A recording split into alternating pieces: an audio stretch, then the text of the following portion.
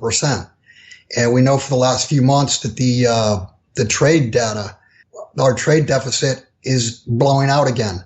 And that's because of a dollar that's too strong. The dollar needs to be weakened, not strengthened. And raising rates is supportive of the dollar, especially when you have, like you said, Japan and other nations with zero or negative interest rates. I wrote back in 2007, 2008, when looking at what was being done, I said no one could be this stupid. And what I was getting at is it was almost policy, and I think it is policy, to collapse the system. And especially now that Donald Trump is in, you've got the deep state wanting to collapse the system, pin the blame on him. You mentioned collapse the system. By raising these rates, we see already that mortgage rates are moving up. And Goldman just came out with a report that Janet Yellen lost control of the markets. Do you think she actually lost control, or this is all being done on purpose? Well, like I said, I think no, we're at a point globally where debt to GDP, debt to anything on a ratio basis is higher than it's ever been in the history of history. We're in the biggest credit debt bubble in all of history. To raise interest rates on top of an overly indebted system is suicide. So tightening on top of an economy that's already, basically all we've done is bounced along the bottom since 2008, 2009. You never heard the word expansion. We've heard the word recovery for 8 years now. We never did get to the expansion phase. And just recently, look at M3 money supply. That's starting to shrink again. That's indicative of a weak economy. Look at trade numbers. Look at China. China's exports over the last couple of months have dropped dramatically compared to a year ago. That shows you that global trade is weakening. And the rocket scientists in Washington or behind the scenes are raising rates. That's only going to speed the decline, speed the collapse. Now, at the same time that this is all happening, Trump is out there saying that he wants to spend about $1 trillion to rebuild the U.S. infrastructure. He's talking about jobs coming back, manufacturing jobs coming back. But there's a problem with all this. He has to borrow this money. Is this even possible? Well, when you use the word possible, yesterday was when the debt ceiling kicked in again. So unless they raise the debt ceiling, no, it's not possible. First off, $1 trillion is not even enough to fix one sector of our infrastructure. $1 trillion is probably, just off the top of my head, I'm going to guess that it would take 5 trillion or more to truly refurbish the infrastructure. So it's not enough.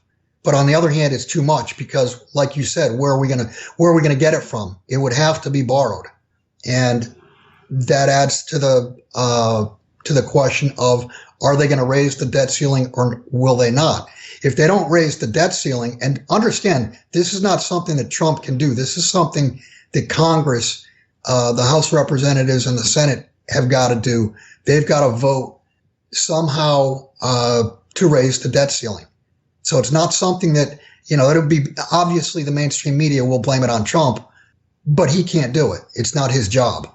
He can only sign a bill that is placed in front of him. Even if they raise the debt ceiling, it's only temporary. It's not something where it's going to be, so far we've seen how many temporary times that they've raised the debt ceiling. So this next time is going to be temporary. How long are they going to give themselves? Another 8 months? Where does this bring us? It's temporary until they hit the ceiling again. If they raise it $1 trillion, yeah, that would be less than a year because we're borrowing over $1 trillion per year. You've got to understand that the debt ceiling was put in place originally to give comfort to foreign treasury holders that we were not going to become a banana republic and that we were going to be fiscally responsible. And then, of course, it basically turned into a clown-filled circus.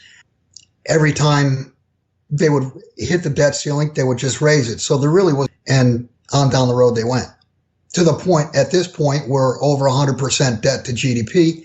We're a banana republic. The world is a banana republic. So, like you said, how then do countries respond to the United States when they see the debt continually moving up? I mean, do they say, okay, we lost hope, well, this is no good anymore? What happens at this time? Well, you very well could have, and you probably are already seeing many nations, China included, because you've seen their treasury holdings drop. You could see nations selling treasury debt. Now, having the Federal Reserve as our central bank and the way they work, it looks like they have been purchasing the debt that's been sold. The problem comes about in trade, however, because we trade, we get stuff in and we send dollars overseas. If foreigners all of a sudden say, hey, we want wheat or whatever, just a real good, our trade imbalance will begin to become neutral simply because foreigners are saying we don't want dollars, we want something real. So the amount of imports that the U.S. takes in will probably decline greatly. And that's something that the Federal Reserve can't do. The Fed can't print dollars to buy dollars to keep the confidence up. They can print dollars to buy treasuries, but they can't do it to buy dollars. And it speaks to whether or not foreigners are willing to accept dollars for trade. That's where the real problem is. Now, last time we spoke, we talked about the credit markets, and you told us that the credit markets are going to freeze up. And a report came out from UBS, and they wrote the following: our global credit impulse, covering 77% of global GDP, has suddenly collapsed. It's all about China. Without a massive surge in debt creation over and above the prior year, and thus a boost to annual impulse, the global economy virtually always rolls over. And it's starting to sound like that the credit market is starting to roll over and it's starting to tighten, freeze, and it looks like we're going to have problems. I mean, is this what you are seeing right now? Well, Dave, what you just described is a Ponzi scheme. Exactly a Ponzi scheme. A Ponzi scheme works by continually getting new investors, but you have to get more new investors. The rate of growth in the new investors has got to continually increase. And what they're talking about is the amount of debt, new investors, the amount of debt being added to the system is no longer growing. It may be increasing, but it's increasing or beginning to increase at a lesser rate. And yeah, that is the beginning of the end. That's the system beginning to collapse on itself. And actually, you can see if you look at credit spreads. I mean, look at the junk market. The credit spreads are back to where they were in 2008, 2009. Junk versus treasuries. And what you're saying, that's not a good sign then? No, that's not a good sign at all. That's showing that the lower rated credits are being dumped. They're being sold. I mean, look at auto loans. Look at the problem they have in student loans. And I know that's not a market type thing, but just look at the student loans. You're well over $1 trillion, and I think it's 140 billion now that are non-performing. And we could see that there's a lot of defaults in the student loan market. We also see a lot of delinquencies that is rising in the auto loan market. Defaults are rising, and we can see that things are actually rapidly falling apart. If you know where to look. I mean, if you listen to the corporate media, they tell you everything's fine. You want to look at subprime. You want to look at the weakest lenders because they default first. And that's where you can see, I mean, it's obvious, you can see very real and very big problems. Now, we see big problems out in the EU. We see that there are many countries now looking to leave the EU. We see that Theresa May got the green light to invoke Article 50 to leave the EU. We also see that Le Pen is running, and if she wins, they're going to be leaving the EU. I mean, this whole thing's unraveling right now. And if it unravels, how does this affect Europe, United States, Canada, the rest of the world? Well, the biggest thing is it's a currency and a debt event. The vote yesterday in Netherlands, by the way, did not go toward the populace. It went toward in the direction of the globalists. So it looks like Netherlands voted to stay rather than leave. As far as if the EU unravels, and I do believe that's going to happen, then you're going to be looking again at German marks, French francs, Italian lira, and no euro. There's a big problem with that, though. Just look at the balance sheet of the EU, or the ECB. That's all euros. How does that balance sheet get unwound? How does it get turned into German marks, French francs, Italian lira, etc.? That's a big problem. That will cause a disaster worldwide, just because of, think of it from a derivative standpoint. The EU is a counterparty to many transactions. And what happens if all of a sudden that counterparty is gone?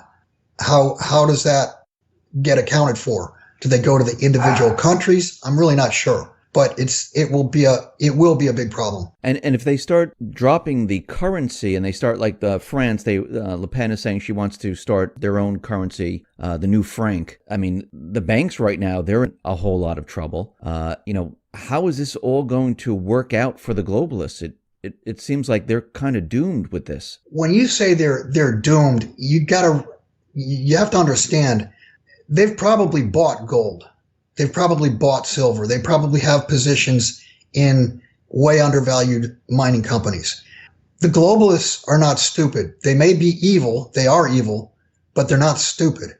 So to see their plans not work out, yes, they will not attain power, so to speak.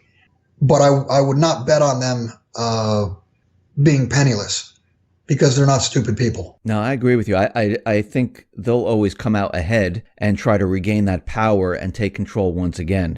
From everything that I've been looking at, they never give up. They keep pushing. And while we're talking about gold, you just mentioned it, China, they made a statement saying that they want to include gold in the basket of SDRs right now. And we know that their currency was included in the basket of SDRs. And we know that they've been taking on a lot of gold. Russia's been taking on a lot of gold. Is this the start of maybe going to a gold-backed currency or chipping away at the dollar? What's your take on this? First off, I think it was last September or October when the yuan was included in the SDR. So it's a very short period of time that China is stepping up and saying, we want gold as part of the SDR. Now, the IMF has gold pledged to them, but this is simply China trying to bring gold back into the system, remonetize it, if you will. Basically, what they're saying is gold is money. And you ask, why would they do that? And that's because they have a lot of gold. I've mentioned many times, and you can read Alistair McLeod's study on this. He believes they have over 20,000 tons of gold. I agree. And I know that they know the U.S. does not have the gold that we say we have. So that's another way to pressure the United States. Bring gold back into the system and more or less say, hey, we'll show you ours if you show us yours. And we don't have gold to show. If they do bring gold back into the system, what happens with the United States? I mean, there's talk that there's no gold in the Treasury. I mean, maybe a little bit, but not much. What happens here with the U.S. if we start moving towards a gold type of system? Well, it's possible within the U.S. we could go to a two-currency system. We could go to an internal dollar and an external trade unit. My guess is you would probably have the Trump administration would probably say, okay, fine, start digging. In other words, there's gold in the ground, and there's a lot of companies that could dig gold out of the ground if they had the financing, if they had the EPA rules lessened, et cetera, if they got some government help. My guess is we'd start digging gold out of the ground as fast as we could all over the nation and begin to stockpile it from the standpoint of Forex reserves. So if we go to this two currency system and we have gold that we're just digging up right now, what happens to the value of the dollar? Well, immediately the value of the dollar would drop. The internal currency, I don't think the government would support it at all. I think the external currency they would try to support, and one of the ways they would support it is by saying, look, we just dug up 500 tons this year. None of it was exported. None of it was used. It all went to Fort Knox. So they would support the external dollar from a trade standpoint. The only thing is that dollar initially would be devalued significantly in that type of an event. So you would immediately overnight see a jump in prices. Not only would you see a jump in prices, but you'd probably see scarcity on the shelves.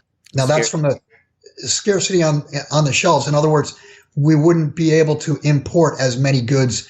I mean, how could we import 500, 600, 700 billion more dollars worth of goods if foreigners are not wanting to accept our dollars? Yeah, that would be a problem. So, and then you add that with a sidecar or side by side or on top of each other, whatever, you get credit rolling over. And I've said all along that, yes, financially, credit rolling over is a disaster. But from a societal standpoint, it's a bigger disaster because distribution will break down. Distribution runs on credit. If credit freezes up, goods don't make it to shelves. If goods don't make it to shelves, all nations in the world, man is 72 hours away from a societal breakdown. If there's no food, that's 9 meals. After 9 meals, you're going to have people roaming the streets. So if you have a credit breakdown, distribution will break down, and that will bring on riots. And you've got a nation that's completely divided right now. You've got a world that's divided. You've got two factions. You have people who mostly think logically, and I'm sorry to the left, but you've got the other side that's completely retarded in their logic, that don't like each other, that one side shows zero respect unless you think like them. And you're going to have a civil war, not just in the U.S., but it will be all over the world.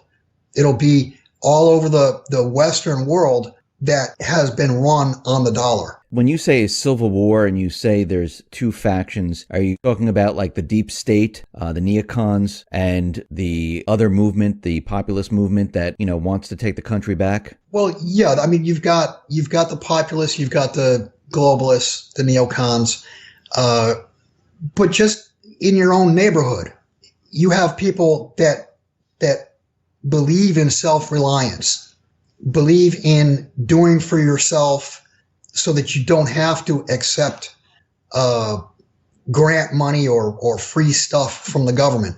Then you've got the other side who believe, and these are even the people that work and support themselves, believe that anyone who doesn't, anyone who's unfortunate or anybody who's lazy and not working, whatever, they should be provided for by the government.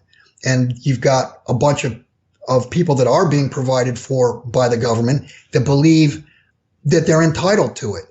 So you have, you could split it down the middle, and you could say you have those who believe in self-reliance and those who believe in, if you want to call it communism, socialism, whatever you want to call it, that's an ideological split. Yeah. And let me add one more thing. You've got the debate going on about fake news. You've got CNN, MSNBC, ABC, NBC, CBS. You've got the mainstream media putting out outright bullshit, complete lies, and veiling that in we're the ones telling the truth. And then you've got another faction that think for themselves, can see through it, and know that they're lies. So you've got a split there, and it pretty much goes down. It goes down the line of liberal versus conservative, or people who believe in self-reliance versus people who believe in free everything. So that's another thing right there, and that is definitely fanning the flames of anger. And I believe that's on purpose. I think they want a nation that is divided. They don't want a nation that's coming together. And in the beginning, when Trump was running and he was elected, you mentioned the term truth bombs. And we were going to see a lot of these truth bombs come out. And we've seen Trump out there calling the news, fake news or very fake news to CNN. And we see that Trump tweeted out that he was being wiretapped by Obama. Now, of course, the corporate media was out there and they were saying that, where's the evidence? You have produced no evidence, basically calling him a liar. And he's saying that he is ready to present the evidence very, very soon. Do you think when he presents this evidence, because I don't believe he'd make this statement without having something. Neither do I. I think he's got proof. Do you think this is going to shake the world when he presents this? Yeah, absolutely. Any real truth will shake the world, but the bigger the truth, and the higher up that truth comes from, the bigger the shake. So yeah, that will shake the world. I mean, can you imagine a president eavesdropping on a candidate from the other party? And as I understand it, Obama has plausible deniability because it was not done by the U.S. I read an article yesterday that this was done via British intelligence, and it was Obama who requested that it be done. So it was done via the back door to give him plausible deniability. But the more truth that comes out, the world is going to shake. One other thing, at the beginning of the year, I mentioned one of the things I thought, because it goes so far over the line, is I thought that pedophilia would come out. There's already been 1,500 arrests nationwide since January 1st. And as of yesterday, I think there was a U.S. senator, a Republican from Oklahoma, that was arrested on pedophilia charges. So whether you're right, left, conservative, liberal, it doesn't matter. Pedophilia crosses the line. And if you get some big name, famous people snared and arrested for pedophilia, that'll shake the world. And it's all about confidence. The entire world, the US dollar is 100% run on confidence. So if you break confidence, you break the financial system and thus society. Now, there was also, we're talking about the deep state and truths coming out. And we know that from many different sources that Obama is running like a shadow government where he's looking to maybe do something this spring or fall. I think Robert David Steele, who's ex-CIA, says there might be some type of mass riots during the summer months. Maybe, I think May 1st, I think he said. And then there was other talks about Hillary, Obama removing Trump and putting Pence in his place. I mean, what are they doing here? Why are they still pursuing all of this? And will they ever give up? Well, in my opinion, when Trump was elected, at that point in time, the people that had been in power they freaked out. And they freaked out because now Trump has got his own head in the Department of Justice. In other words, Trump has the keys to the kingdom, and he's going to be able to open up closet after closet after closet. And he opens up a closet. Oh, there's another skeleton. Opens up a closet. Oh, there's another skeleton. That's why these people are so freaked out, because there was so much dirt, so much evil done over the last, call it 50 years, that's built up, and it just became the way of life because whoever was in office would never let it be investigated. But now you've got somebody who's an outsider. Now you have somebody who does want to dig for the truth. And they cannot afford for the truth to come out because they'll be disgraced, go to jail, pitchforked, whatever you want to call it. But they'll be out. So what you're saying is that they need to create an event or do something to cover all of this up. What they need to do is they need to get Trump out. And they need to get Trump out, and they need to get somebody in. And whether that's Pence or not, I don't know. But they need to get somebody in who will tell the Attorney General, don't investigate this, don't investigate that, et cetera, et cetera. They need one of their own in pulling the strings for cover. So whether they create some type of false flag event, whether they assassinate him, who knows? But they need to get him out because he's digging for the truth.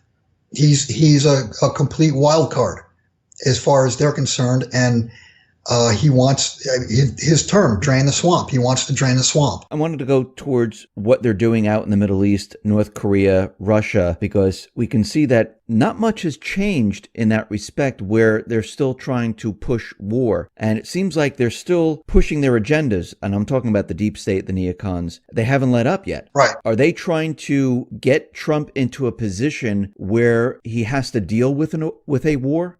It's been my opinion for several years now that no matter who was in office, the system, mathematically, the system's going to collapse. And they need something to cover as to why we had the collapse. And if we had a war, a serious war, they could blame our markets collapsing on the war. It wouldn't be blamed on policy. It would be blamed on what happened between nations. Are we at the point of no return right now? We were at the point of no return back in 2007, 2008, maybe even all the way back to 2001.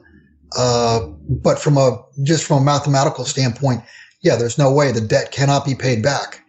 The debt will be defaulted on, whether it's via non-payment of current currency units or the devaluation of current currency units via inflation or hyperinflation. They will either devalue the currency or it'll be an outright default. And that's worldwide. That's not just the US. But that's mathematics. That's no longer Bill Holter's opinion. This is strictly math at this point. Do you think there's a race to see who will bring down the economy first between Trump and the central bankers? I mean, Trump must know because he did make an announcement that the economy is a mess in one of his announcements. Now, do you think he's looking at it saying, okay, there's just no way out of this? And he knows about business. He's been in business. He's, had businesses go bankrupt. So at this point, does he say, okay, I see what they're doing. They're trying to bring down the economy. I need to bring it down my way. There's not so much a race to bring the economy down. There's been a race for years and years of weakening the currencies. So, and Trump has been out front, and Mnuchin, the Treasury Secretary, has talked about we need to devalue the dollar, and we need to devalue it because of the trade deficit. I wrote at the very beginning of, actually even before Mr. Trump was sworn in, it's my opinion that he really needs to go back and benchmark everything. He needs to come out and say, look, people, they told us we had an average of 1.7% GDP for the last 8 years, and it was 2 point whatever or 3 point whatever the years before that and the years before that, and inflation is this and unemployment is that. He needs to go back and he needs to sweep the decks because none of these things are calculated like they were in the 1960s. They started changing them in the 1970s, more in the 80s, more in the 90s, until we're in fairy tale land now. He needs to go back and say, hey, look, this is what really happened. This is how screwed we really are. We've had negative growth for the last X amount of years. Inflation was way higher than 2%. Growth was way lower than 1 point something percent. We were actually in a decline. And if you look, I wrote this yesterday, if you look at the 9 trillion or 10 trillion in debt that was added over the last 8 years, if you took that out of GDP, you'd have like a compounded 5% or thereabouts negative growth rate. What is 5% compounded per year for 8 years? It's like, 45, 50%. So people feel the standard of living getting tighter and tighter, and that's because the economy's not doing what we're being told. And it really behooves Trump to come out and say, look, this is the reality. We need to start from a new level with real numbers. I mean, wouldn't this just shock the world? I mean, that we've been lied to. I mean, that would be the biggest truth bomb of all, besides the pedo ring. I mean, That would be a pretty big truth bomb. And yeah, it would shock the world. It would blow up markets. You'd probably see a complete collapse. But if he doesn't do that, if he plays this game of, oh, look at confidence, look at the stock market, it's all because of me, he's going to own this. And he didn't do it, so he shouldn't own it. He's a brilliant guy. I would think somebody has talked to him and told him, you need to do something like this, because if you don't, you're gonna own the collapse. And he knows it's coming. That's clear. Bill, thank you very much for being on the X22 Report Spotlight. Once again, how can people see your work? You can go to www.jsmindset.com. It's JSMINESET.com. We have it's a split site. One half of the site is public, my work, and then which is 2 or 3 articles a week. And Jim and I do an interview once a week for the subscription side. And if people wanted to get in touch with you about your precious metals, about acquiring precious metals, how can they do that? Just contact me by email. If you could, just put my email at the bottom of the article or tagline. Okay, great. Thank you very much for being on the Spotlight. I really do appreciate it. My pleasure, Dave.